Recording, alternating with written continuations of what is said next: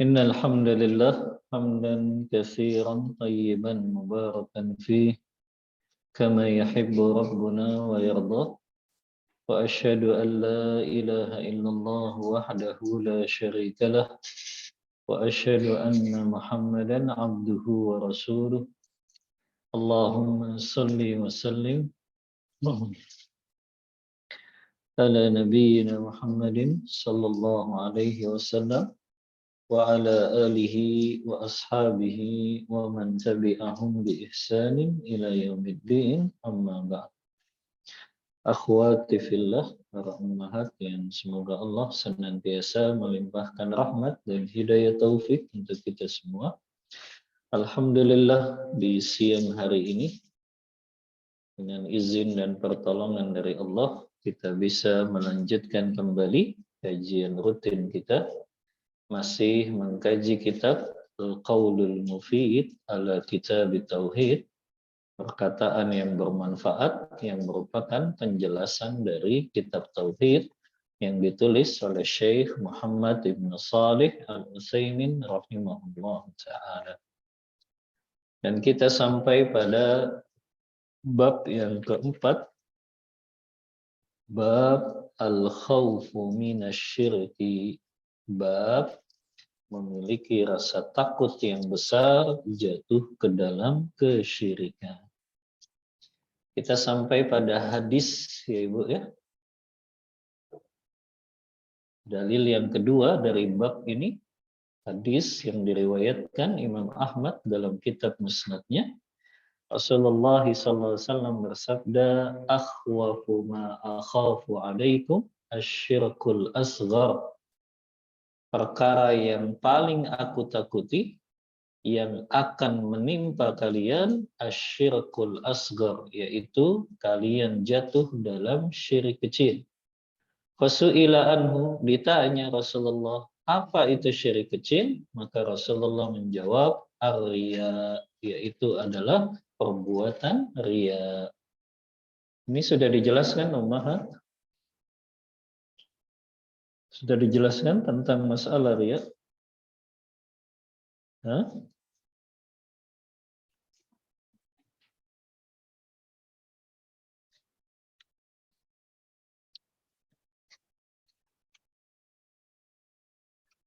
Oh, bagian riya yang ada dua ya. Ar-riya yanqasimu bi'tibari ibtalihi lil ibadah ila qismain. Riya dibagi dua macam berdasarkan perkaranya bisa membatalkan ibadah. Jadi riya yang membatalkan ibadah terbagi menjadi dua macam. Yang pertama, an yakuna fi aslil ibadah. Orang melakukan riya dan itu intinya ketika dia melakukan ibadah. Artinya dia tidak beribadah kecuali hanya ingin dipuji orang, hanya ingin dapat sanjungan dari orang, hanya ingin amalnya diperdengarkan di hadapan orang lain. Fahadha amaluhu batilun mardud. Maka yang seperti ini amalnya batil dan ditolak oleh Allah Ta'ala. Berdasarkan hadis Abu Hurairah, yang hadis ini diriwayatkan oleh Imam Bukhari dan Imam Muslim ya. Rasulullah bersabda dalam hadis qudsi, qala Allah Ta'ala, Allah berfirman, ana aghna syuraka'u anisyirki man amila amalan asyraka ma'i fihi ghairi taraktuhu wa syirkahu. Aku adalah orang yang paling tidak membutuhkan sekutu. Siapa yang beramal dengan satu amalan yang dia menyekutukan antara aku dengan makhlukku, maka aku akan tinggalkan dia beserta sekutunya. Ini jelas kalau orang dari awal sampai akhir dia ibadah, itu tujuannya cuma satu, untuk mencari pujian, untuk mencari sanjungan, atau untuk dilihat dan diperdengarkan amal ibadah. Tapi ada jenis yang kedua, an yakuna riya'u tari'an 'alal ibadah, an asilal ibadata lillah lakin tara'a 'alaiha riya'. Ada orang yang dia asal ibadahnya memang dia tujukan kepada Allah. Tapi di tengah-tengah ibadah, tiba-tiba dia tertimpa penyakit riya. Ini pun ada dua macam jenisnya, kata Syekh Utsaimin. Yang pertama, orang yang ketika dia ibadah, awalnya dia ikhlas karena Allah, tiba-tiba di tengah-tengah ibadahnya, dia tertimpa riya. Contoh, ummahat lagi sholat, ya, fardu di rumahnya, tiba-tiba datang ibu mertua. Maka pengen dilihat sholatnya dengan ibu mertua, akhirnya muncul tuh riya. Di rakaat pertama ikhlas karena Allah. Di rakaat kedua tiba-tiba muncul rukuknya dipanjangkan, sujudnya dipanjangkan. Bahkan ketika sujud dia buat bagaimana supaya menangis gitu ya.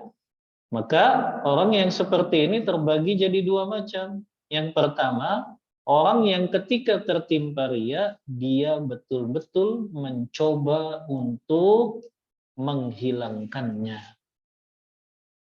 Nah, orang yang seperti ini, ya, ketika dia berusaha di tengah-tengah rakaat sholatnya muncul riya dan dia buang itu, perkara riya tersebut, dia hilangkan itu, maka yang orang yang seperti ini tidak membatalkan amal yang dia lakukan. Kemudian contoh jenis yang kedua, ada seseorang sholat di rakaat pertama, ya, dia begitu ikhlas, tapi ketika di rakaat kedua datang orang banyak melihat sholatnya, maka akhirnya muncul dalam hatinya penyakit riya, rukuknya dia panjangkan, sujudnya dia panjangkan, bahkan dia berpura-pura menangis, ya, supaya dipuji, supaya dianggap orang yang sholatnya khusyuk. Maka yang seperti ini ada dua macam. Yang pertama, kalau dia akhirnya ternyata tetap juga dengan riyanya, maka orang yang seperti ini batal seluruh amal sholatnya yang dia lakukan. Ya, ini kalau sampai akhirnya dia masih memiliki riya. Tapi kalau ternyata di tengah-tengah tadi muncul riya, di akhirnya dia kembali ikhlas melaksanakan sholatnya hanya untuk Allah, maka yang seperti ini dia tetap diterima amal sholatnya. Paham ummahat maksudnya? Ya, jadi yang dilihat apa ya? Akhir dari amalnya tersebut. Karena sholat itu satu kesatuan, kata Syekh Utsaimin. Gak mungkin seseorang itu awal sholatnya baik kalau dia tutup sholatnya dengan riya tadi. Jadi yang dilihat apa? Akhir dari sholatnya.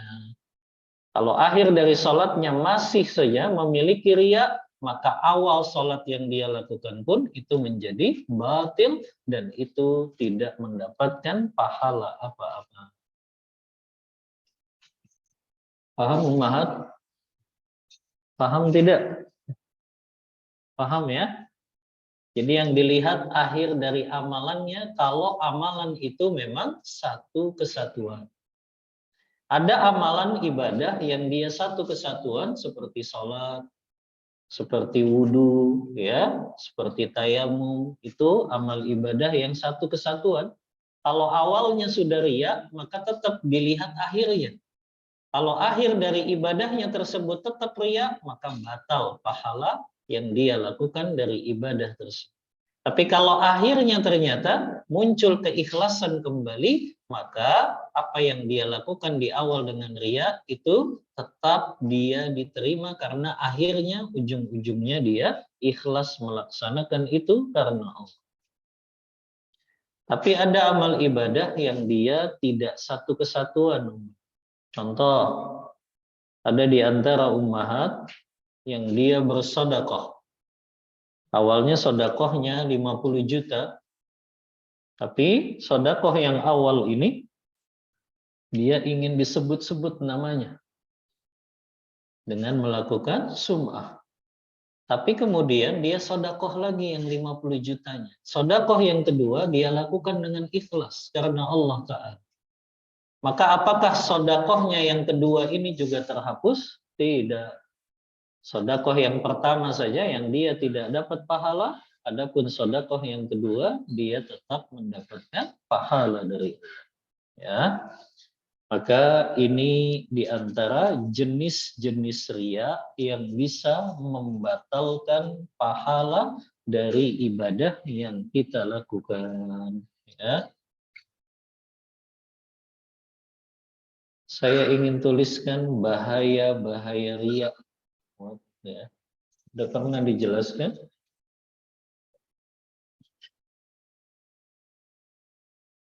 Bahaya-bahaya melakukan riya.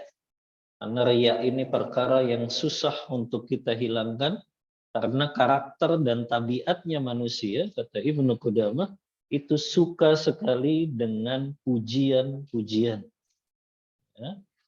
Karena manusia itu suka kepada pujian, makanya dia susah sekali untuk menghilangkan yang namanya riya ini. Nah, sebutkan 5 saja tentang bahaya-bahaya riya.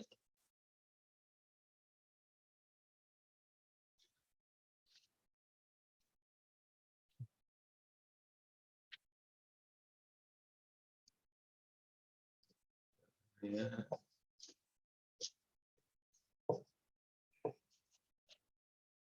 melakukan riya.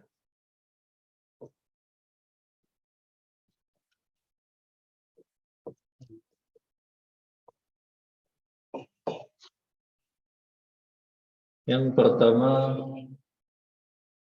riya atau sum'ah ya. Atau sum'ah menghapuskan amal yang dilakukan.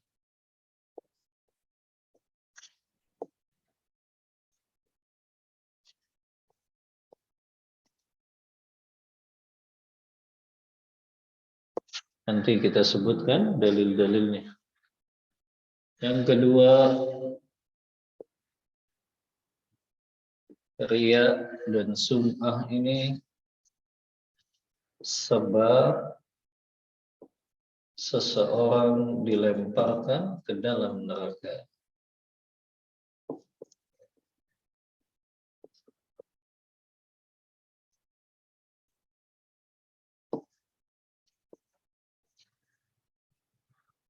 Yang ketiga, riya atau sum'ah ini tidak memberikan manfaat dan tidak memberikan efek. Orang yang melakukan ibadahnya dengan riya, ibadah yang dia lakukan gak memberikan efek kebaikan kepada dirinya. Artinya, kebaikan dan amal yang dia lakukan itu seperti hampa saja, gak ada efeknya kepada dirinya.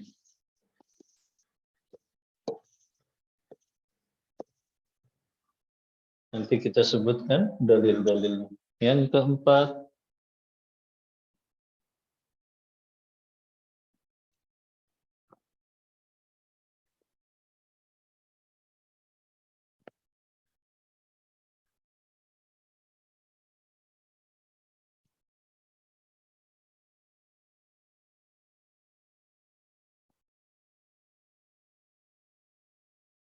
ia lebih berbahaya bagi kaum muslimin dari fitnah Al-Masih Ad-Dajjal.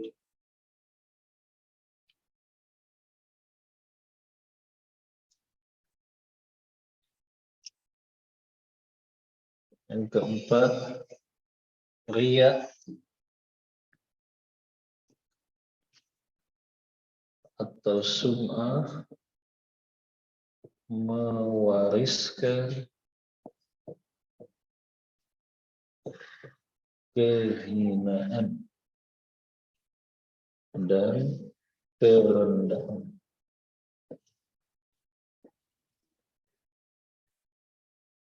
Yang kelima,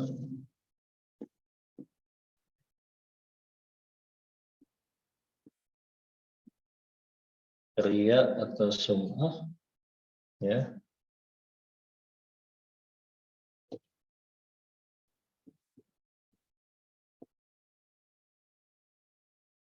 lebih ditakuti Rasulullah,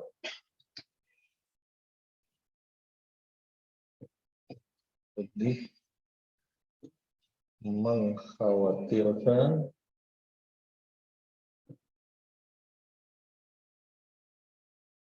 dari fitnah Al-Masih Ad-Dajjal.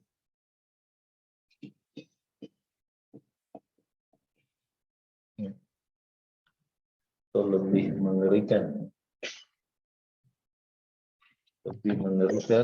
dari fitnah Dajjal. 5 saja, Ummahat, bahaya riya yang patut kita waspadai, ya. Karena ini perkara yang sering sekali menimpa hati-hati kita, ya. Bahkan Rasulullah dalam hadis riwayat Muslim kan menyebutkan awalun nas yuqda yaumal qiyamah, di antara manusia yang akan pertama kali Allah adili pada hari kiamat kan 3 orang itu. Yang pertama, al-mujahid fi sabilillah, orang yang berperang di jalan Allah, berarti termasuk para penuntut ilmu juga. Allah akan tanyakan pertama kali tentang keikhlasan mereka, untuk apa mereka menuntut ilmu agama. Yang kedua juga alimun, orang yang mengajarkan Al-Quran. Berarti ini untuk para asatis, para ustadz yang juga Allah akan tanyakan pertama kali pada hari kiamat. Kemudian juga yang ketiga, orang yang bersedekah. Berarti Allah akan tanya juga ini para donatur-donatur, muhsinin-muhsinin, yang mereka menyumbangkan hartanya di jalan Allah, tapi Allah akan tanya untuk apa mereka niatnya menyumbangkan harta-harta tersebut. Maka berarti penuntut ilmu, ustadz, kiai, asatizah, termasuk juga para donatur-donatur, itu termasuk mereka yang pertama kali akan Allah sidang pada hari kiamat nanti. Dan ini kan yang menjadikan seseorang justru dilemparkan ke dalam neraka karena amal ibadah mereka tidak ikhlas, hanya ingin meraih pujian atau sanjung. Kita sebutkan dalil-dalilnya. Yang pertama, riya itu membatalkan amal orang yang melakukannya.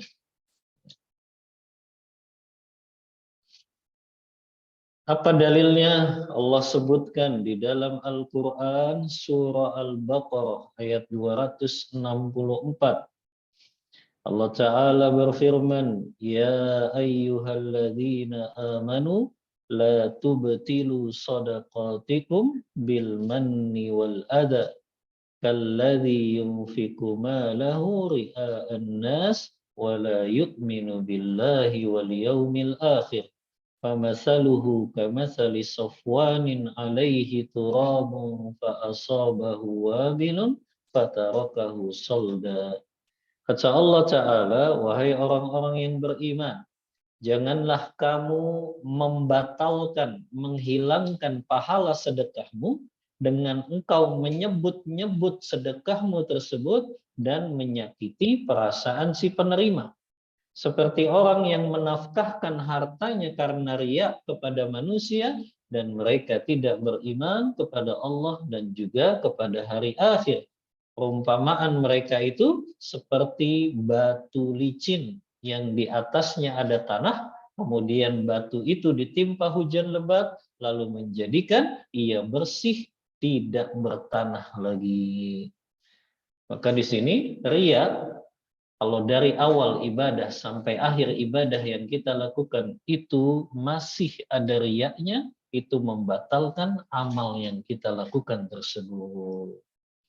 Ya, apalagi kalau ibadahnya itu sudah mengeluarkan harta yang besar. Dia sudah berangkat umroh, dia sudah berangkat haji, subhanallah. Hajinya haji furoda lagi umat, yang biayanya 300-400 juta. Tapi ketika dia lakukan itu untuk mencari pujian, untuk mencari sanjungan-sanjungan, untuk banyak dipuji-puji orang lain, mencari kedudukan di hati-hati manusia, itu akan menjadikan amalnya terhapus, tidak dapat pahala apa-apa. Maka yang akan melaksanakan ibadah haji, maka ditata hatinya. Betul-betul menata hati bahwa haji atau umroh yang dilakukan ini betul-betul setulus-tulusnya mereka lakukan karena Allah. Ya, karena memang justru paling berat melaksanakan ibadah, ya, yang di situ ada syiar Allahnya, ya. Ya. Karena kan haji umroh itu bagian dari syiar Islam. Ya, sholat berjamaah bagian dari syiar Islam. Ya, kalau kalau ibadah-ibadah yang mungkin bisa kita sembunyikan, maka itu lebih baik kita sembunyikan. Ya, Anda pernah kisahkan kan? Ya, ada seorang suami yang dia bertahun-tahun sholat malam, tapi istri di sebelahnya tidak mengetahuinya. Ya, ada juga anak pernah ceritakan seorang cucunya Ali bin Abi Thalib, namanya Zainal Abidin bin Hasan, yang dia setiap malam keluar rumahnya. Untuk apa? Untuk memberikan makan kepada fakir miskin. Dia bawa itu gandum satu karung, dia panggul di atas pundaknya sendirian. Tapi dia baru keluar di saat orang-orang lain di kota Madinah sudah pada tidur. Dan gak ada orang yang tahu kalau itu yang dia lakukan di depan rumahnya fakir miskin, dia taruh karungan gandum tersebut. Kapan ya masyarakat Madinah tahu kalau ini ternyata amalannya Zainal Abidin? Mereka baru tahu ketika Zainal Abidin meninggal dunia. Ketika dimandikan jenazahnya, ternyata di pundaknya banyak bekas-bekas beliau mengangkat gandum itu sendirian. Oh, ini kan yang paling nikmat kan begini, Ummahat. Orang baru tahu amalan kita setelah kita wafat dari dunia ini. Jadi kita sudah terhindar dari yang namanya riya tersebut. Ya. Dan banyak sekali para ulama salaf terdahulu yang mereka lebih memilih menyembunyikan amal-amal mereka yang bisa disembunyikan karena mereka tahu fitnah riya ini luar biasa, bisa mempengaruhi hati dan jiwa mereka. Maka ini perkara yang pertama yang membahayakan dari sifat riya, membatalkan, menghapuskan amal yang sudah kita lakukan. Yang kedua, apa? Itu yang menjadi sebab dilemparkan ke dalam neraka. Artinya di akhirat dia dapat azab dari Allah Ta'ala. Ya, sebagaimana hadis riwayat Muslim tadi yang Anda sampaikan, 3 orang yang pertama kali disidang oleh Allah Ta'ala. Penuntut ilmu, mujahid fi sabilillah. Orang yang mengajarkan ilmu, para ustadz, para kiai, dan juga orang yang rajin bersedekah, para donatur, para muhsinin, Allah akan tanya mereka pada hari kiamat nanti. Ya. Yang ketiga, apa yang ketiga? Nggak memberikan efek kebaikan manfaat. Ya. Jadi amal soleh yang di dalamnya ada unsur riya, itu nggak ada efek manfaatnya kepada orang tersebut. Ya, Makanya Allah sebutkan apa dalam surah Al-Ma'un, fawailul lil musallin alladzina hum an salatihim sahun alladzina hum yura'un. Celakalah bagi orang-orang yang sholat, ya, yang mereka lalai dari sholatnya. Lalai dari sholatnya ini kan ditafsirkan Ibnu Katsir, orang itu sholat tapi dia sholat di luar waktunya tanpa ada uzur syar'i, ya. Kemudian juga orang-orang yang berbuat riya ketika sholatnya. Maka apa efeknya? Orang itu nggak bisa menolong orang lain dengan barang-barang yang berguna miliknya. Maknanya apa? Orang yang ibadahnya karena riya dia lakukan, nggak memberikan efek kebaikan kepada dirinya. Dia sholat, tapi karena sholatnya riya, sholatnya tuh nggak ngasih efek kepada diri dia, nggak berubah perilakunya. Masih melakukan kemunkaran, masih melakukan kemaksiatan-kemaksiatan. Dia puasa Ramadan, tapi puasa Ramadannya hanya untuk mencari pujian sih. Dia sholat malam, dia baca Al-Quran, tapi hanya untuk diupdate di statusnya saja agar dapat pujian orang. Akhirnya ibadah itu nggak memberikan efek kepada orang tersebut. Karena yang dia cari hanya pujian, ya, maka nggak memberikan efek kepada perubahan perilaku dan juga kelakuan dari akhlak orang tersebut. Maka ini bahaya riya yang ketiga. Yang keempat, riya mewariskan kehinaan dan kerendahan. Kapan kehinaan ini Allah akan berikan? Di dunia dan di akhirat. Sebagaimana hadis yang diriwayatkan oleh Imam At-Tabrani dalam kitabnya Mu'jamul Kabir. Imam Ahmad juga dalam kitab Musnadnya. Hadis ini disahihkan oleh Syekh Albani dalam Sahihut Targhib wa Tarhib. Kata Rasulullah, man samma an-nasa bi'amalihi samma Allahu bihi masami'a khalqihi wa sagharahu wa haqqarahu. Kata Rasulullah, barang siapa yang bersikap sum'ah, memperdengarkan amalnya kepada orang lain, supaya orang lain itu tahu kalau dia beramal, maka Allah akan menyiarkan aib-aibnya di telinga hamba-hambanya, dan Allah akan rendahkan dia dan menghinakannya pada hari kiamat nanti. Subhanallah. Dia perdengarkan amalannya di tengah-tengah manusia, justru Allah akan buka juga aib-aibnya. Dan di akhirat nanti dia dihinakan dan direndahkan oleh Allah Ta'ala. Ya, ini kan mengerikan sekali, ya. Ternyata orang yang dia selalu membanggakan amal-amalnya, sengaja diperdengarkan di hadapan orang lain, itu yang bisa menjadi sebab Allah akan bongkar aib-aibnya. Dan Allah akan rendahkan dan hinakan dia pada hari kiamat. Yang kelima, ya, ini bahkan lebih berbahaya bagi kaum muslimin dari fitnah Al-Masih Ad-Dajjal.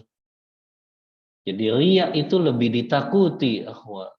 Ya, karena lebih berbahaya bagi kaum muslimin daripada fitnah Al-Masih Ad-Dajjal. Apa dalilnya? Hadis riwayat Ibnu Majah. Dalam kitab sunannya, hadis ini dihasankan oleh Syekh Albani dalam Sahihut Targhib wa Tarhib. Kata Rasulullah, ala ukhbirukum bima huwa akhwafu alaikum indi minal masihid dajjal. Kata Rasulullah, maukah kalian aku kabarkan sesuatu yang lebih tersembunyi di sisiku, yang lebih aku takuti di sisiku daripada Al-Masih Ad-Dajjal. Ini maukah aku kabarkan sesuatu yang lebih aku takutkan akan menimpa umatku melebihi fitnah Al-Masih Ad-Dajjal. Apa kata para sahabat? Qulna bala, tentu kami mau wahai Rasulullah. Maka Rasulullah pun berkata, asyirkul khafi, an yaquma rajulu yusalli fayuzayyinu salatahu lima yara min nadhari rajulin. Yang lebih aku takutkan akan menimpa umatku melebihi fitnah Al-Masih Ad-Dajjal adalah syirik yang tersembunyi. Apa itu syirik yang tersembunyi? Yaitu seseorang ketika melakukan sholat, dia perindah sholatnya karena ada orang yang memperhatikan sholatnya tersebut. Inilah yang dimaksud dengan berbuat riya, dia bagus-baguskan sholatnya karena ingin diperhatikan orang lain. Nah, ini 5 bahaya seseorang melakukan riya ummah. Ya. Karena tadi ya, manusia ini lebih suka kepada pujian daripada harta, kata Ibnu Qudamah. Ya. Jadi manusia ini memang tabiatnya lebih suka kepada pujian daripada harta. Ya. Betul nggak Ummahat? Manusia lebih suka pujian daripada harta? Iya. Ya. Kalau Ummahat dikasih uang palsu kan nggak mau. Tapi kalau dikasih pujian palsu masih mau tidak? Masih mau. Ya, walaupun pujiannya palsu gitu. Ya, misalnya dipuji, kamu kok cerdas sekali, sudah cerdas, cantik, ya. Nah, padahal nggak sesuai dengan kenyataan gitu. Tapi orang yang dipuji tetap aja senang, gitu. Walaupun pujiannya itu palsu. Gitu. Tapi itulah manusia senang sekali mendapatkan pujian walaupun pujiannya palsu. Ya, Ummahat ketemu nenek-nenek bilang, nenek kok tetap cantik ya? Senang nggak nenek-neneknya? Senang. Ya, karena itu tabiatnya manusia. Ya, walaupun dia dipuji dengan pujian palsu, dia tetap senang. Makanya kata Ibnu Qudamah, manusia itu tabiatnya lebih menyukai pujian daripada harta. Ya, inilah yang menjadikan mereka mudah jatuh ke dalam perbuatan riya. Ya, maka 5 ini harus kita ingat umat. Setiap kita melakukan ibadah dan amal soleh, ingat selalu bahaya jatuh ke dalam perbuatan riya. Ya, minimal 5 ini kita ingat ya, bahwasannya amal kita terhapus di akhirat, itu yang menjadikan sebab kita mendapat azab berupa nerakanya Allah, kemudian juga mewariskan kehinaan, itu menjadi sebab dibongkar aib-aib kita dan direndahkan pada hari kiamat. Maka ketika kita ingat perkara-perkara seperti itu, kita bisa membuang jauh-jauh penyakit riya ini. Ya. Baik, kita lanjut. Dalil yang ketiga dari bab takut kepada syirik, masih hadis juga. Ya. Wa ani bin Mas'udin radhiyallahu anhu, dari sahabat Abdullah bin Mas'ud, semoga Allah meridai beliau, anna Rasulullah sallallahu alaihi wasallam qala, sesungguhnya Rasulullah sallallahu alaihi wasallam bersabda, man mata wa huwa yad'u min dunillahi niddan dakhalan nar. Siapa yang wafat dan dia dalam keadaan berdoa kepada selain Allah, maka sudah pasti dia masuk ke dalam nerakanya Allah. Maka hadis ini juga menjelaskan orang yang mati dalam keadaan membawa dosa syirik, yaitu dia menyekutukan Allah. Yang perlu diluruskan ummahat, orang yang berbuat syirik itu bukan berarti dia menyembahnya kepada selain Allah saja. Orang yang berbuat syirik itu di satu sisi dia beribadahnya kepada Allah, di satu sisi dia juga beribadah kepada selain Allah. Itu disebut dengan musyrik. Karena pemahaman orang Indonesia itu, orang baru disebut musyrik kalau dia di luar Islam. Padahal orang Islam pun bisa jatuh ke dalam kesyirikan. Karena tadi di satu sisi dia ibadahnya karena Allah, tapi di sisi yang lain dia juga beribadahnya untuk selain Allah. Di satu sisi dia berdoanya untuk Allah, di satu sisi dia berdoanya kepada penghuni kubur, kepada jin-jin, kepada dukun dan paranormal. Maka itu yang menjadikan orang ini jatuh kepada kesyirikan. Ya. Apa yang dimaksud dengan berdoa di sini? Doa itu kan inti daripada ibadah. Maka di sini Syekh Utsaimin menyebutkan ada dua macam doa. Yang pertama, doa yang disebut dengan doa ibadah. Doa ibadah. Contohnya apa? Contohnya seseorang melaksanakan puasa, sholat, dan ibadah-ibadah yang lain. Apabila seorang melakukan sholat atau puasa, maka sesungguhnya dia telah berdoa kepada Rabb-nya dengan lisannya, agar Allah mengampuninya, agar Allah menyelamatkan dari azabnya, agar Allah memberikan rahmatnya, dan ini semua disebut dengan ibadah. Ya, disebut dengan ibadah. Jadi setiap ibadah dan amal soleh yang kita lakukan itu adalah doa. Disebutnya doa apa? Doa ibadah. Sholat, puasa, haji, umroh, itu semuanya doa ibadah. Maka doa ibadah jelas tidak boleh kita persembahkan untuk selain Allah Ta'ala. Kalau itu dipersembahkan untuk selain Allah, sudah jelas dia musyrik dan keluar dari Islam. Ya. Tapi ada doa yang kedua. Oh, dalilnya dulu. Di sini disebutkan oleh Allah Ta'ala dalam surah Ghafir ayat 60. Wa qala rabbukum ud'uni astajib lakum. Dan berdoalah ya kepada Rabbmu, maka niscaya aku akan kabulkan, kata Allah. Ya. Innal ladzina yastakbiruna an ibadati, sesungguhnya orang-orang yang sombong tidak mau berdoa kepada Allah Ta'ala, maka dialah yang akan mendapat azab Allah. Dan di sini kata Syekh Utsaimin, Allah menjadikan ini doa ibadah, ya, dan semuanya kesyirikan kalau ditujukan kepada selain Allah.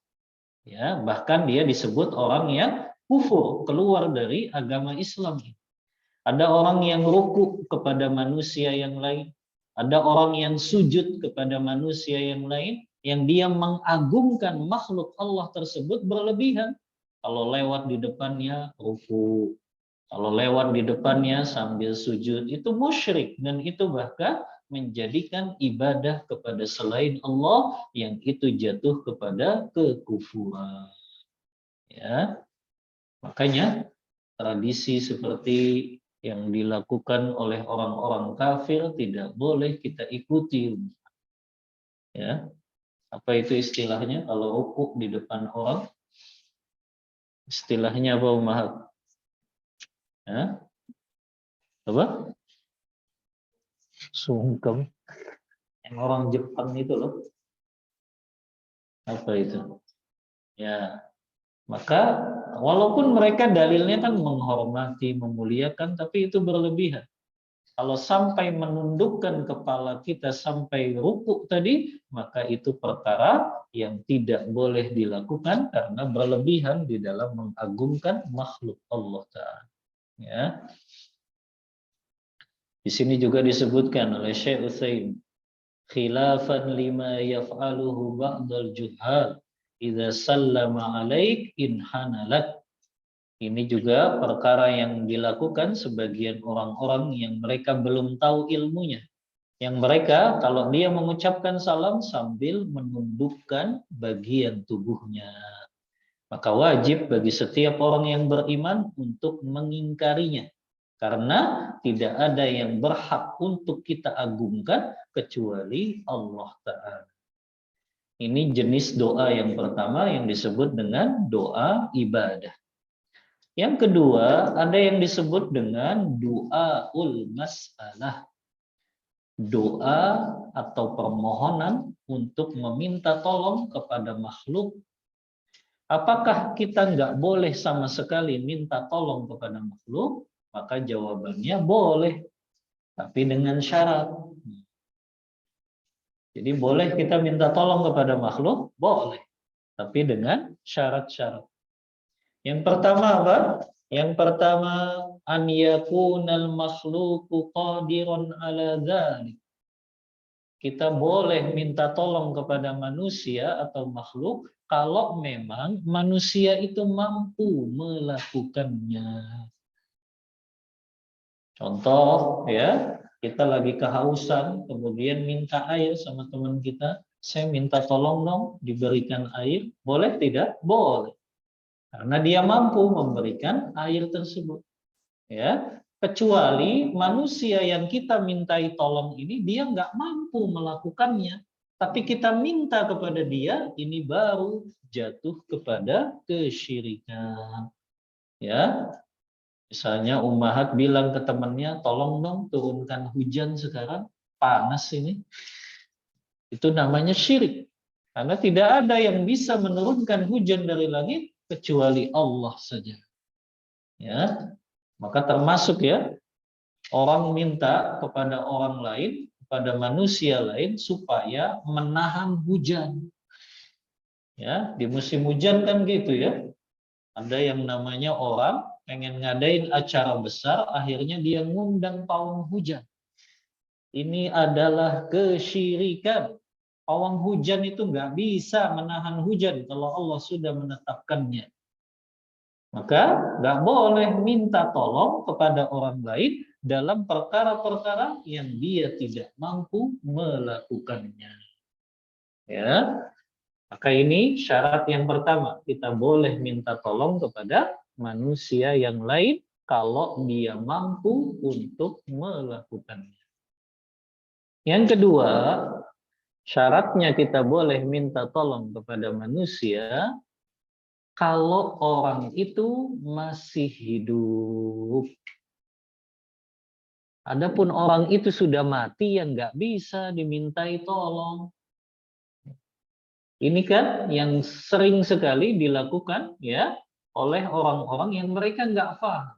Walaupun orang yang mati itu seorang nabi, walaupun orang yang mati itu seorang wali Allah, walaupun orang yang mati itu orang yang soleh sekalipun, nggak bisa seseorang minta-minta di kuburannya supaya misalnya dagangannya laris, rezekinya lancar, supaya cepat datang jodohnya. Ini semua kesyirikan.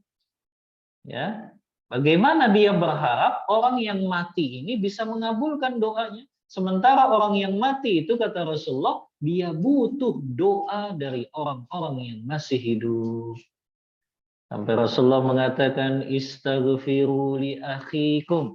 Setelah Rasulullah menguburkan jenazah kan, kata Rasulullah kepada sahabatnya, mohonkan ampun untuk saudaramu ini. Ya, fa innahul ana yus'al, karena saat ini dia sedang ditanya, was'alulahu tasbit, mintakan kepada Allah agar dia diberikan keteguhan. Jadi orang mati itu, orang yang sudah meninggal, dia butuh doa yang masih hidup. Bukan malah orang hidup minta-minta kepada orang yang sudah mati.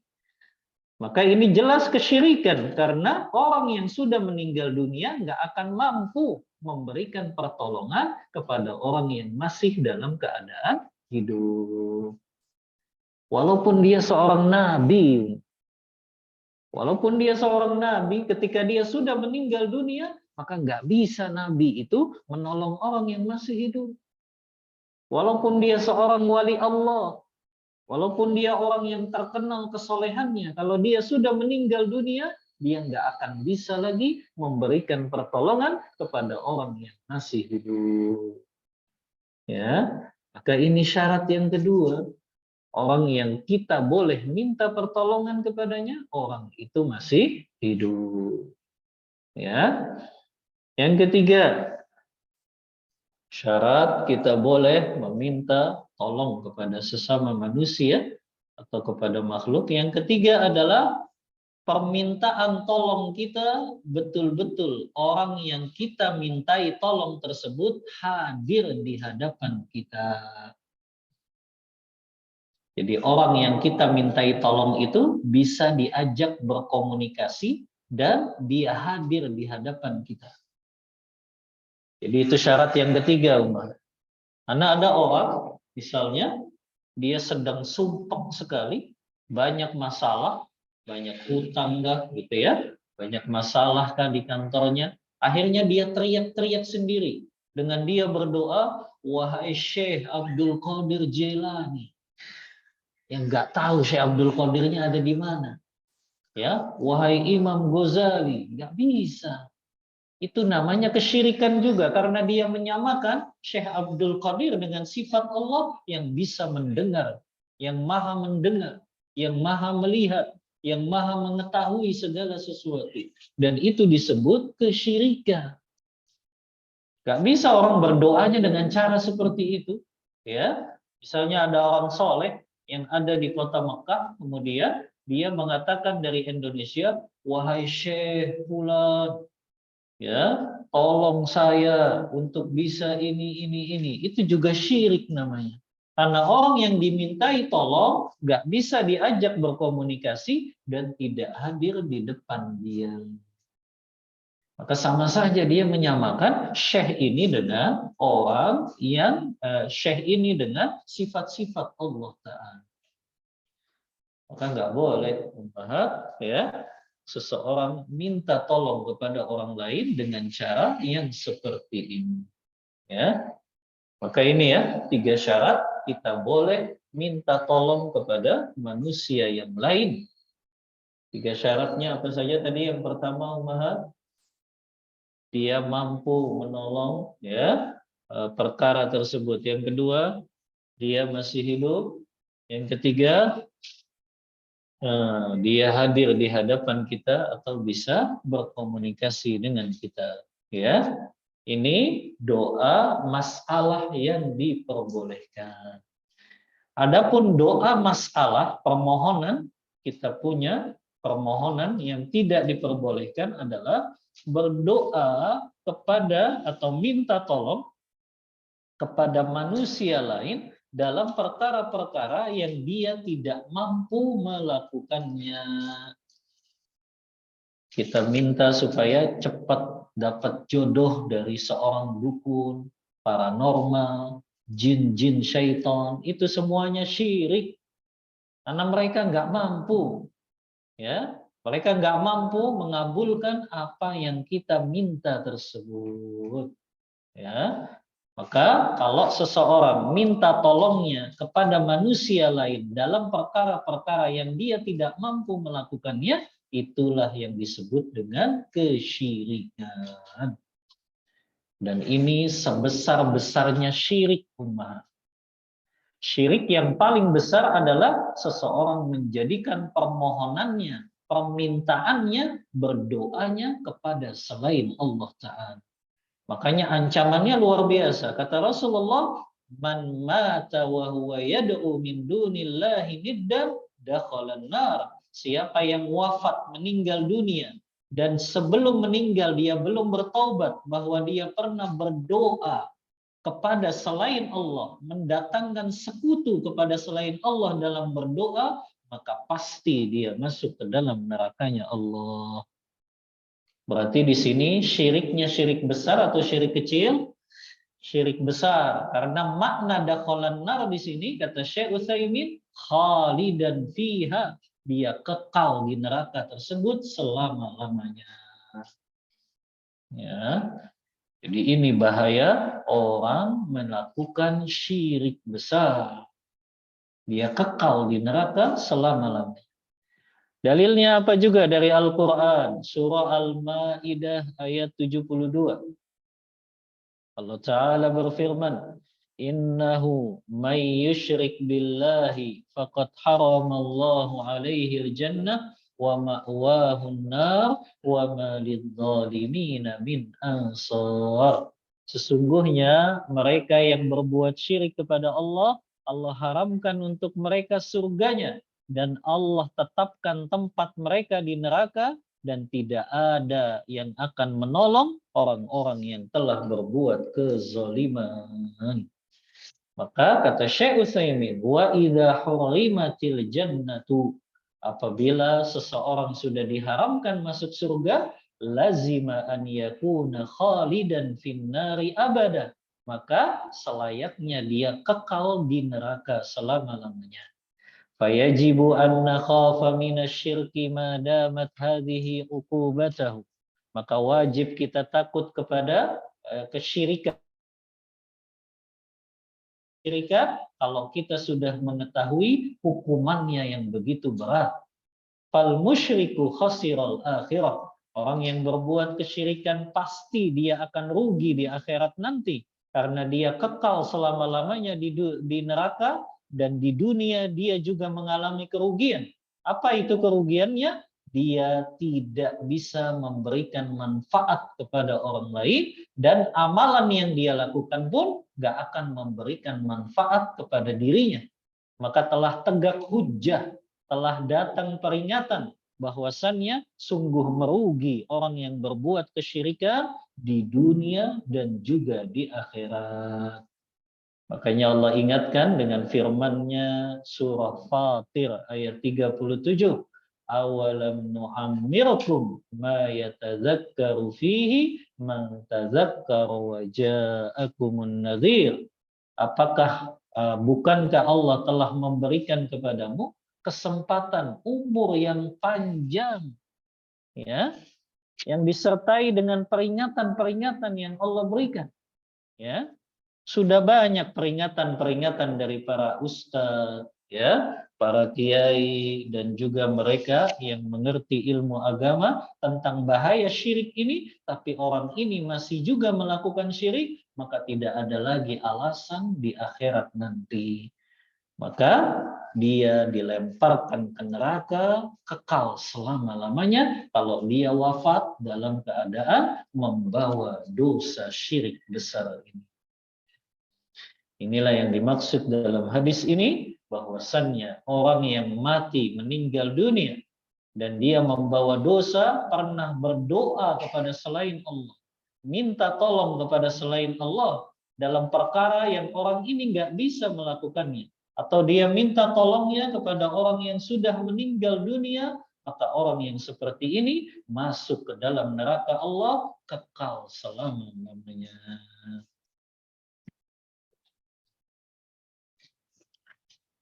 Hadis yang terakhir dalam bab ini, maksudnya Ibu, ya, hadisnya terakhir, ngajinya belum selesai, ya.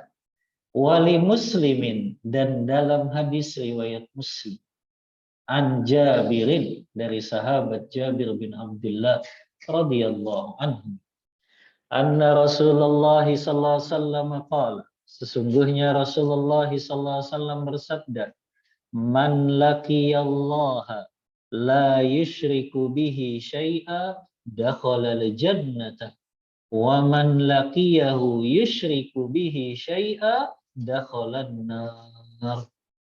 Kata Rasulullah SAW, siapa yang berjumpa dengan Allah, maknanya dia meninggal dunia dalam keadaan tidak berbuat syirik kepada Allah, tidak berbuat syirik sekalipun kepada Allah, maka Allah jamin dia akan masuk ke dalam surga. Wa man laqiyahu yusyriku bihi syai'a, dan siapa yang dia berjumpa dengan Allah dalam keadaan membawa dosa syirik, maka dia akan masuk ke dalam neraka. Yang dimaksud di sini syirik kecil atau syirik besar? Hah? Syirik kecil atau syirik besar? Berjumpa dengan Allah tidak membawa kesyirikan, dia masuk surga. Syirik kecil atau syirik besar? Nah, ulama beda pendapat, ya. Mayoritas ulama memang mengatakan yang dimaksud syirik di sini adalah syirik besar saja. Dia berjumpa dengan Allah dalam keadaan tidak melakukan syirik besar, maka dia masuk ke dalam surga. Walaupun sebagian kecil ulama seperti Syekhul Islam Ibnu Taimiyah, Al-Imam Ibnu Qayyim Al-Jauzi, mereka mengatakan harus terbebas juga dari yang namanya syirik kecil. Ya, syirik kecil kan banyak bentuknya, Umar. Selain riya dan sum'ah, apalagi syirik kecil? Selain riya dan sum'ah, apalagi?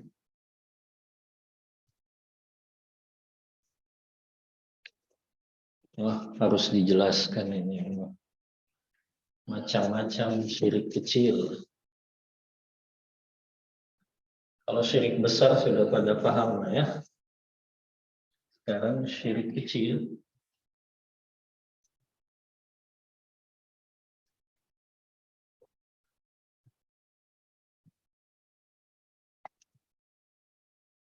Macam-macam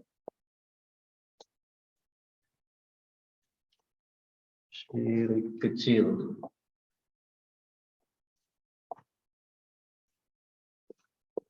Tadi jelas ya, riya, sum'ah. Yang ketiga, ya, seseorang berkata, laulallah, laula anta wa ma syi'ta. Seseorang menyandarkan kenikmatan kepada selain Allah.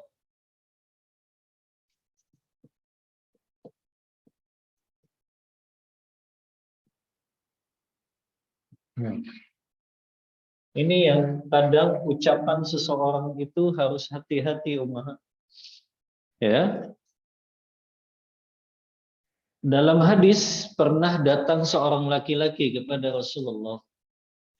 Kemudian laki-laki itu berkata, ya, laulallahu wa anta, laulallahu wa ma syi'ta ya Rasulullah.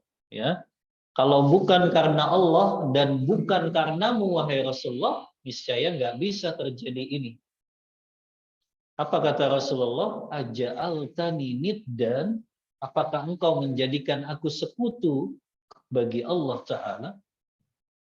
Jadi nggak boleh ummahat habis misalnya selamat dari kecelakaan. Kemudian mengatakan, kalau bukan karena Allah dan kamu, pasti kita nggak selamat. Ini jatuh dalam kesyirikan, ummahat. Ya, namanya syirik kecil. Ya, tapi syirik kecil kan dosanya lebih besar daripada dosa-dosa besar yang lainnya. Ya, maka seseorang, ya, kalau dia mengatakan kalau bukan karena Allah dan kamu, saya nggak akan bisa seperti ini. Itu jatuh dalam syirik. Karena kata-kata dan tadi, kalau bukan karena Allah dan kamu, seolah-olah menyetarakan diri orang ini dengan Allah Ta'ala. Ya, maka ini juga jatuh ke dalam syirik kecil. Ya, ini bahaya ya dalam ucapan kita. Ya, kalau bukan karena apalagi dia sandarinnya kepada manusia itu saja. Wah, kalau nggak ada lo, gue nggak akan bisa nih kayak gini. Kan begitu tuh biasanya. Ya, mobilnya mogok, ada temennya yang benerin. Wah, kalau nggak ada kamu, kayaknya nggak akan bisa nih mobilnya jalan. Ya, dia sandarkan kepada makhluk. Maka ini bagian dari kesyirikan. Ya, apalagi tadi juga dia sandarkan kepada Allah, tapi dia juga langsung menyandarkannya kepada makhluk. Kalau bukan karena Allah dan kamu, itu juga nggak boleh, Umar. Kalau bukan karena Allah dan kamu. Tapi yang diajarkan oleh Rasulullah pakai kata kemudian, summa. Laulallahu summa anta. Diajarkan Rasulullahnya begitu, ya. Kalau bukan karena Allah, kemudian karena engkau. Jadi nggak boleh. Kalau bukan karena Allah dan engkau, itu jatuh kepada syirik kecil. Tapi kalau bukan karena Allah, kemudian karena engkau, itu diperbolehkan. Ya. Karena sebetulnya dia menyandarkannya kepada Allah, kemudian dia juga berterima kasih kepada orang tersebut. Ya, maka ini diantara syirik kecil umpama. Ya. Yang keempat,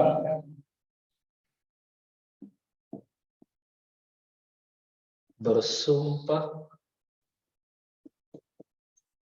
atas nama selain Allah.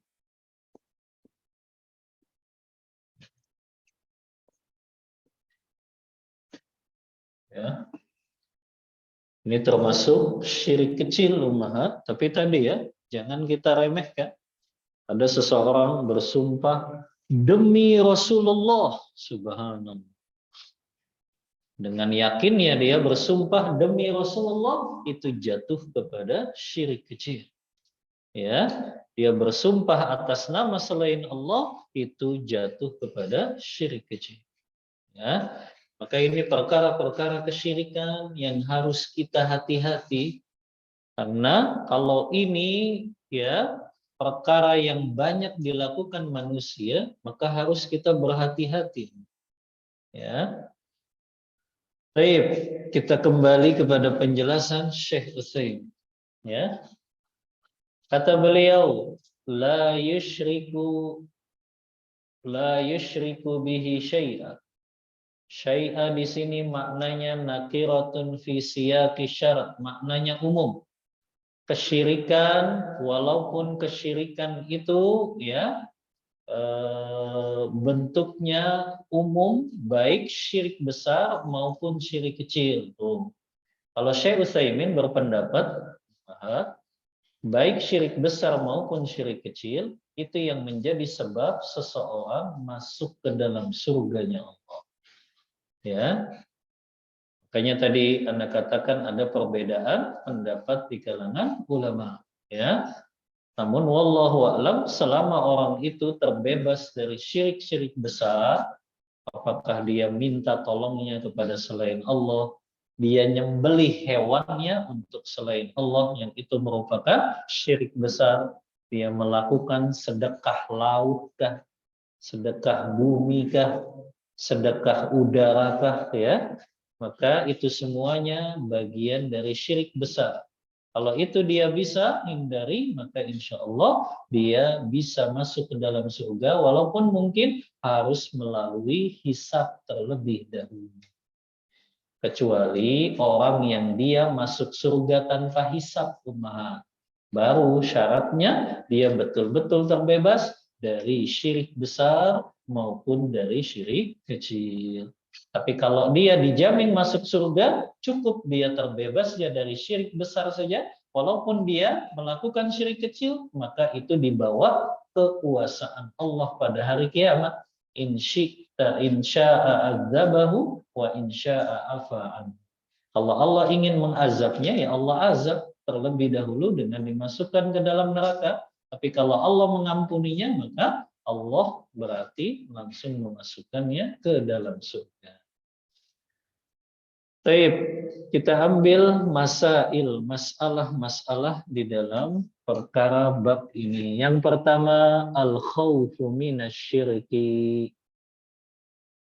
Mukmin yang sejati, mukmin yang ahli tauhid ummahat, maka dia harus betul-betul jatuh takut kepada kesyirikan. Sampai Nabi Allah Ibrahim pun berdoa, wajnubni wa baniya an na'budal asnam. Ya. Ya Allah, jauhilah aku dan keturunanku dari menyembah kepada berhala-berhala. Maka di sini kita harus punya rasa takut jatuh kepada kesyirikan, baik syirik besar maupun syirik kecil. Yang kedua, an-riya minasyirki.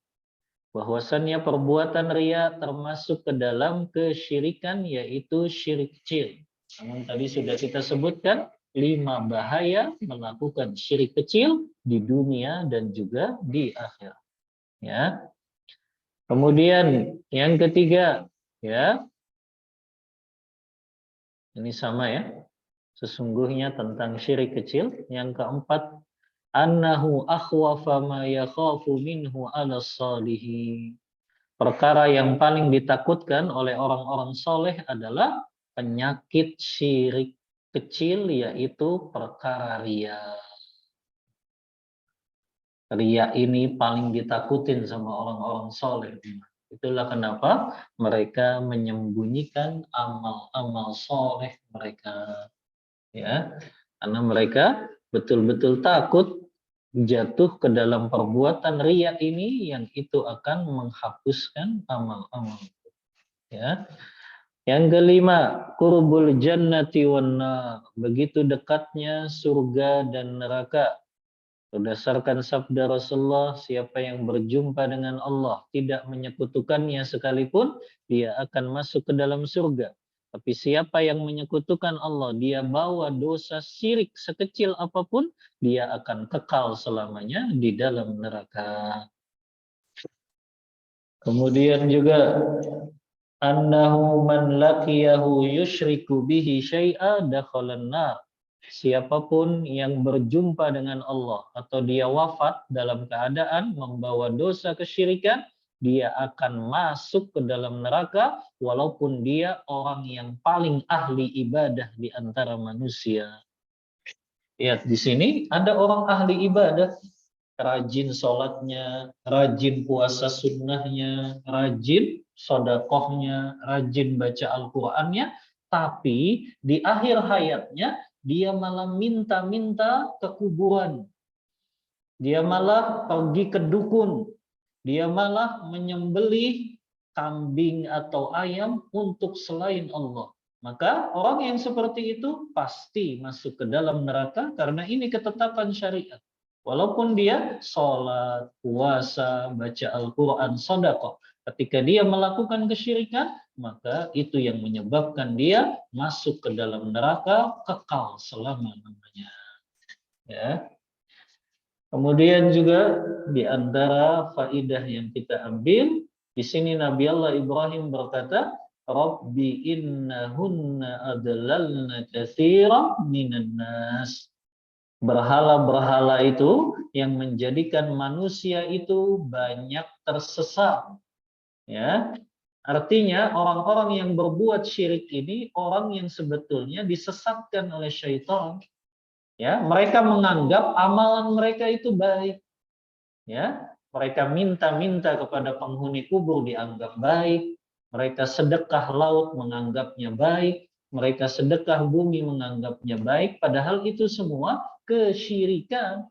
Mereka menjadikan pertolongannya, tawakalnya, bergantungnya kepada selain Allah Ta'ala.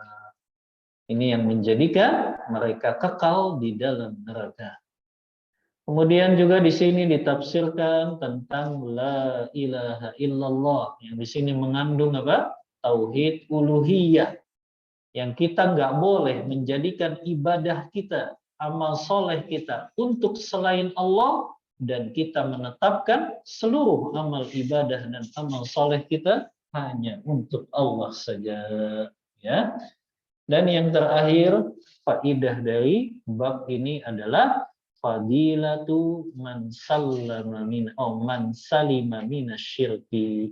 Keutamaan orang yang selamat dari jatuh kepada kesyirikan yang Rasulullah menjamin man laqiyallahu la yusyriku bihi syai'a dakhalal jannah. Siapa yang berjumpa dengan Allah, maknanya dia meninggal dunia dalam keadaan tidak membawa dosa syirik sekecil apapun, maka dia dijamin masuk ke dalam surganya Allah Ta'ala. Baik, ini bab yang keempat, takut jatuh dalam perbuatan syirik. Ya, Insya Allah kita lanjut nanti bab yang kelima. Baik, untuk materi ana cukupkan. Wallahu ta'ala a'lam bissawab. Wa sallallahu ala nabiyyina Muhammadin wa ala alihi wa sahbihi wasallam.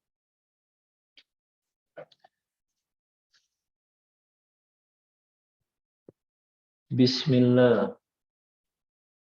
Mohon nasihat Ustaz. ketika kita menghadapi pujian dari teman-teman atau guru atas diri kita, yang atas izin Allah mudah menghafal Al-Quran, mudah menghafal matan-matan ilmu, ada rasa khawatir ketika sedang dipuji. Kemudian Allah cabut kenikmatan mudah menghafal atau bahkan tidak dapat menghafal lagi. Juga diri sendiri tahu kekurangan yang banyak, tapi mungkin teman-teman dan guru tersebut hanya tahu kelebihan kita.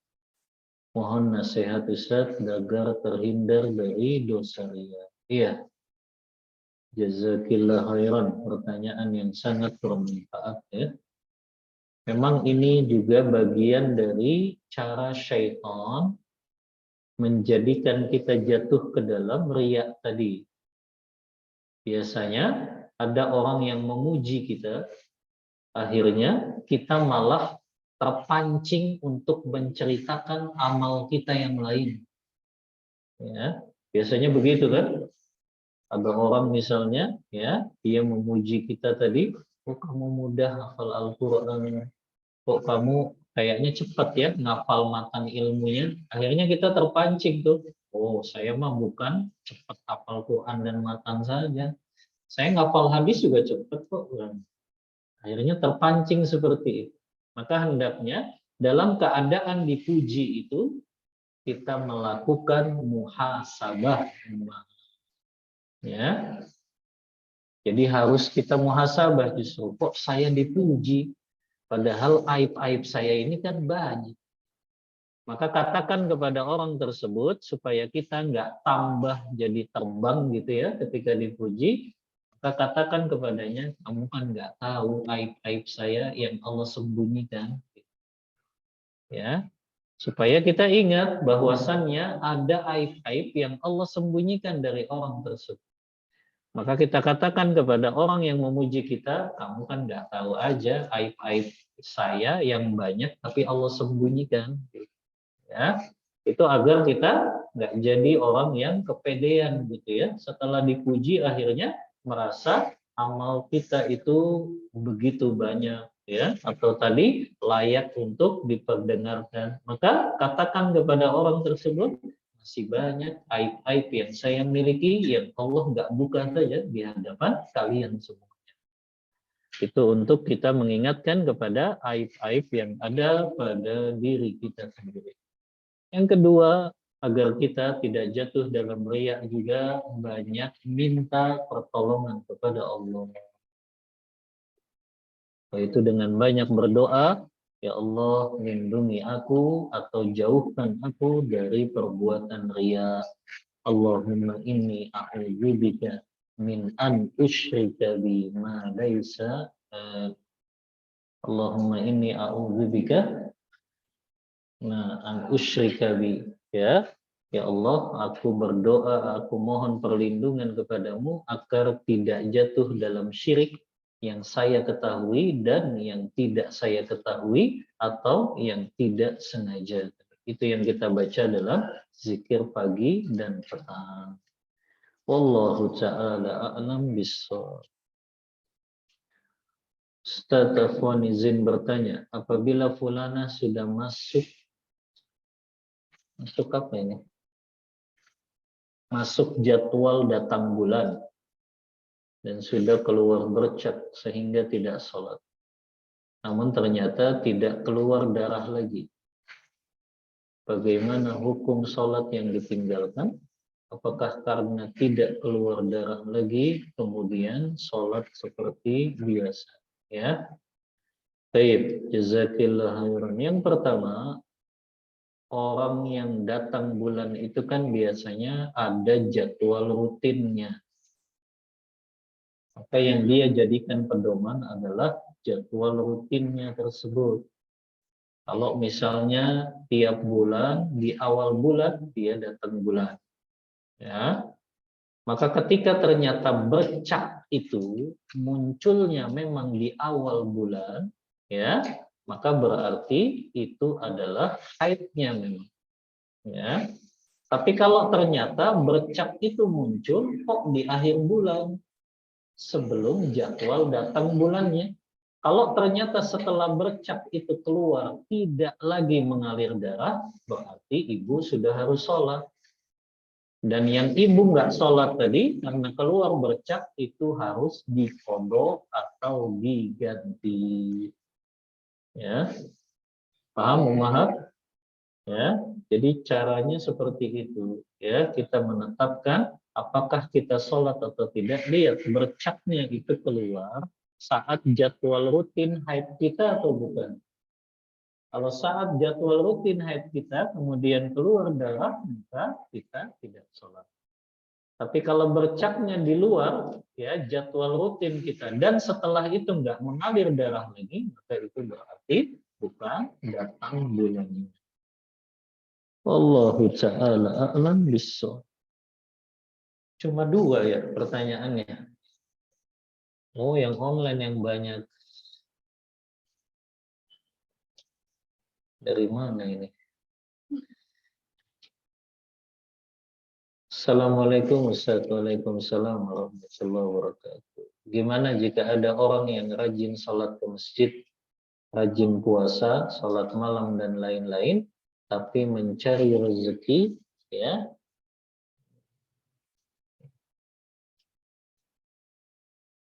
mencari rezeki tidak pandang halal atau haram, suka pinjam uang riba, memiliki sifat munafik. Ya, jazakillah khairan, pertanyaan yang bermanfaat. Ya, yang pertama, tujuan dari kita melakukan ibadah sholat, puasa, sholat malam, itu kan sebetulnya dalam rangka menyucikan jiwa kita.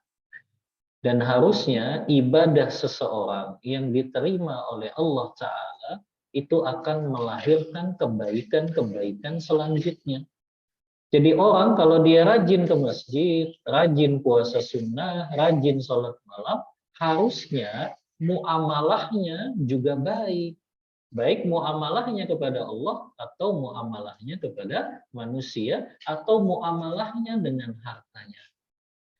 Maka kalau orang hanya sekedar dia rajin ke masjid, rajin puasa, rajin sholat malam, tapi ternyata transaksinya masih haram, maka perlu dipertanyakan itu ibadahnya nggak memberikan efek kepadanya.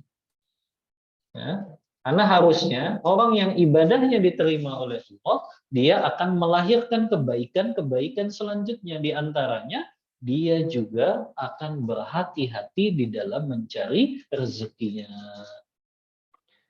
Maka orang yang seperti itu patut dipertanyakan ibadahnya. Kok nggak bisa memberikan efek dia untuk menjauhi perkara yang haram seperti melakukan transaksi riba tadi. Maka orang yang seperti ini itu harus evaluasi ibadah yang dia lakukan. Kebanyakan orang kan begitu ya, Ummahat. Dia rajin sholat, rajin baca Al-Quran, tapi ngutang ribanya juga jalan terus. Berarti ada yang salah di dalam dia melakukan sholat. Bukan sholatnya yang salah, tapi cara dia mengamalkan sholat itu salah. Karena sholat itu nggak memberikan efek kepadanya. Harusnya kan kata Allah dalam surah Al-Ankabut ayat 45, Inna sholata tanha anil fahsya'i wal munkar. Sesungguhnya sholat itu tujuannya mencegah kalian jatuh dalam perbuatan keji dan munkar. Maka orang yang seperti ini harus dievaluasi amal ibadah yang dia lakukan ketika amal ibadah tersebut tidak menjauhkannya dari perkara-perkara yang diharamkan oleh Allah. Ya, maka patut dievaluasi. Ya, selanjutnya, Ustadz ada titipan pertanyaan dari seorang teman. Bagaimana hukumnya jika pasangan suami istri memamerkan kemesraan di depan orang banyak? Misalnya ketika dalam kondisi berkumpul keluarga besar di rumah orang tua, pasangan tersebut memperlihatkan kemesraan tanpa risih dengan pandangan keluarga dan ipar-iparnya. Bahkan mereka mandi bersama di kamar mandi rumah itu saat kondisi rumah orang tua sedang banyak orang. Subhanallah. Ya, iya. Wallahu a'lam. Hukum asalnya tidak boleh ya memamerkan kemesraan di hadapan orang banyak ya. Karena kenapa? Ya, yang pertama ya, tindakan yang seperti ini ya itu dianggap kurang memiliki rasa malu. Padahal di antara yang pernah kita bahas ya, bahwasannya malu itu bagian dari keimanan. Ya, kenapa kok harus di depan orang gitu? Kan bisa nanti di dalam kamar berdua saja. Ya, tapi kalau memamerkan kemesraannya sampai ya ciuman di depan orang lah, ya. Kalau sekedar pegangan mungkin nggak masalah ya.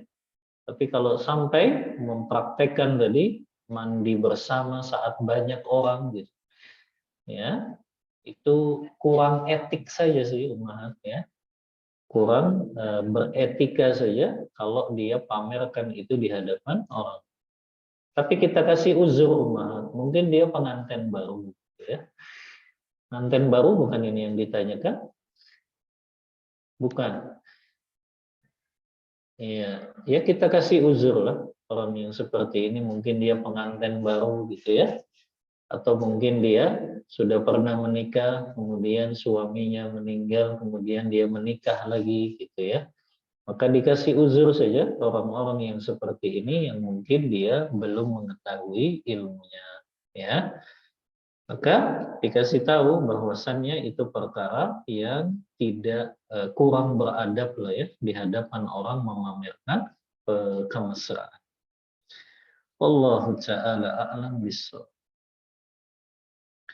Ustadz, saya bingung dengan keterkaitan dua riwayat ini.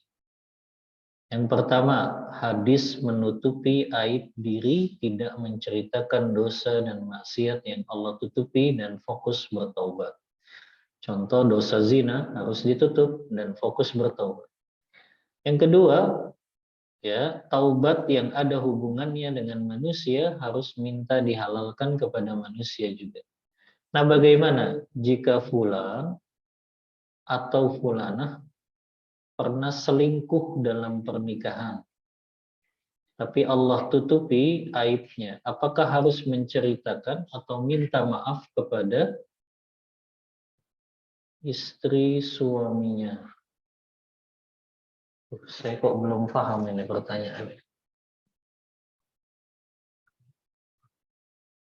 Bagaimana jika fulan atau fulana pernah berselingkuh? Oh, dia ini selingkuhannya maksudnya. Subhanallah. Jadi selingkuhan ini ya, dia sudah bertaubat ya. Apakah dia harus menceritakan kepada istri dari suami yang dia selingkuhi tersebut ya? Wallahu taala a'lam bishawab. Ini masalah yang ulama beda pendapat tuh. Kalau berkaitan dengan kehormatan, kalau seseorang memberitahu ada yang kehormatannya itu dirampas oleh orang lain, maka apakah dia harus menceritakan itu? Nah, ini ulama beda pendapat. Namun dilihat mana yang lebih besar, maslahat atau mudaratnya. Jadi tadi selingkuhan ini, dia mungkin selingkuh dengan suami orang, kemudian dia sudah tobat kan? Kemudian dia mau minta maaf sama istri dari suami yang selingkuh ini kan? Iya. Maka dilihat dari maslahat dan mudaratnya. Yang pertama, apakah kalau dia minta maaf itu orang ini kira-kira tetap memaafkannya atau malah akan mendatangkan mudarat yang lebih besar? Maka dilihat kepada mana yang paling besar maslahat dan mudarat. Tapi apakah dia diampuni? Bisa Allah mengampuninya dengan syarat ya, dia mungkin mensodakohkan hartanya untuk istri ini yang dia telah zolimi karena dia pernah berselingkuh dengan suaminya. Ya, Karena biasanya susah lah istri memaafkan orang yang pernah selingkuh dengan suaminya. Begitu ya, Mahat ya. Mau nggak maafin kalau dia selingkuh dengan suami? Susah kan? Ya. Maka pasti susah untuk memaafkan. Ya. Maka kalau orang itu khawatir dia akan bertambah mudorotnya kalau dia jujur mengatakan bahwa saya pernah selingkuh, maka ya sudah, dia tidak menceritakan itu, tapi dia jadikan hartanya untuk bersedekah, pahalanya untuk istri dari suami yang pernah dia selingkuhi tersebut. Ya, tapi kalau memang dia lihat oh, ini kayaknya istrinya ini orang yang mudah memaafkan, ya, dan dia akan memaafkan, ya dia lebih baik minta maaf bahwa dulu dia pernah selingkuh dengan suami. Wallahu ta'ala a'lam bishawab.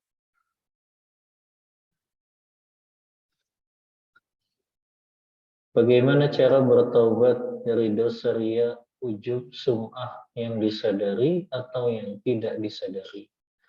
Bertaubat, dosa seperti riya, ujub, sum'ah ini kan dosa yang berkaitan dengan hak Allah umat. Maka kalau berkaitan dengan hak Allah, ada 3 syaratnya. Yang pertama, dia mengakui dosa tersebut dan dia memohon ampun dengan tulus kepada Allah. Yang kedua, dia menyesali dosa yang telah dia lakukan tersebut. Yang ketiga, dia bertekad untuk tidak jatuh lagi kepada dosa yang seperti itu. Maka cukup 3 syarat ini untuk dia mendapatkan taubatan nasuha, taubat yang diterima oleh Allah. Ya. Kemudian, apakah jika kita menginfakkan harta kita, semisal 20.000 untuk kajian, apakah tetap mendapat pahala jariah menyebarkan ilmu walau hanya sedikit yang diinfakkan? Yang dimaksud dengan pahala jariah itu kan pahala yang mengalir, ya. Pahala jariah yang banyak disebutkan oleh Rasulullah itu berkaitan dengan sesuatu yang kita wakafkan, ya.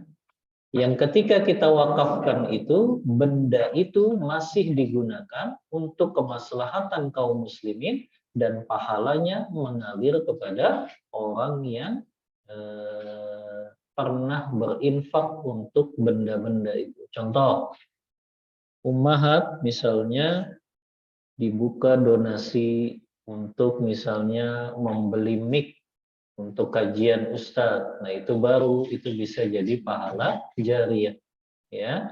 Atau misalnya memberikan alat seperti laptop pada saat kajian yang nanti laptop itu akan dipakai untuk kajian mereka yang online. Itu juga bisa jadi pahala jariah.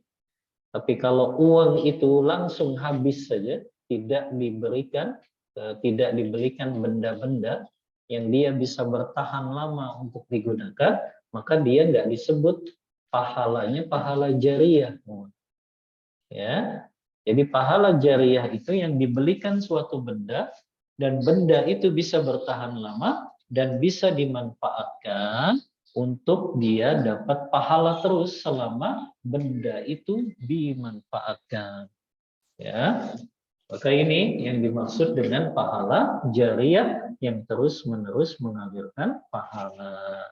Ya. Wallahu ta'ala a'lam bishawab.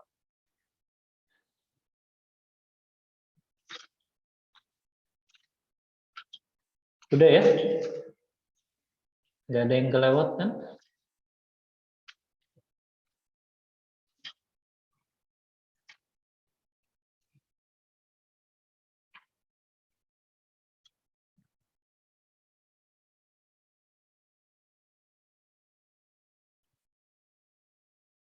Iya, sudah semuanya. Hah? Iya, sudah kan ya. Baik. Baik, ini yang bisa Anda sampaikan kajian kita pada siang hari ini. Mohon maaf bila ada kata-kata yang kurang berkenan di hati para jemaah semuanya. Wallahu ta'ala a'lam bissawab wa sallallahu ala nabiyyina Muhammadin wa ala alihi wa sahbihi wasallam. Kita tutup kajian kita membaca doa kafaratul majlis. Subhanakallahumma wa bihamdika asyhadu an la ilaha illa anta astaghfiruka wa atubu ilaik. Walhamdulillahi rabbil alamin. Wassalamu alaikum warahmatullahi wabarakatuh.